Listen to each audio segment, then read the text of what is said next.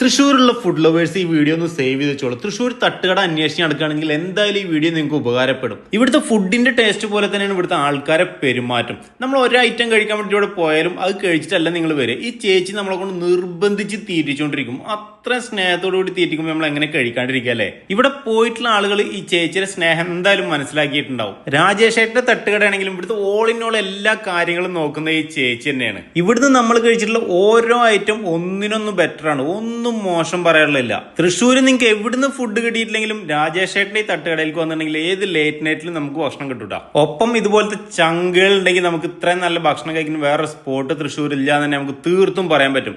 തൃശ്ശൂരിൽ നിന്ന് വെറും 5 കിലോമീറ്റർ താഴെ അഞ്ചേരിയിലാണ് നമ്മളെ ഈ രാജേഷേട്ടന്റെ തട്ടുകട ഉള്ളത്. തൃശ്ശൂരത്തെ ഗഡികളൊക്കെ രാജേഷേട്ടന്റെ തട്ടുകടയിലത്തെ ഈ ഫുഡിന്റെ ടേസ്റ്റ് അറിഞ്ഞിട്ടുണ്ടാവും 100% ഉറപ്പാണ്. ഇവിടെ പോയ ആൾക്കാരും ഇനി പോകാൻ ഉദ്ദേശിക്കുന്ന ആൾക്കാരും നിങ്ങളുടെ അഭിപ്രായങ്ങളൊന്നും വന്ന് പറഞ്ഞോളിട്ടാ.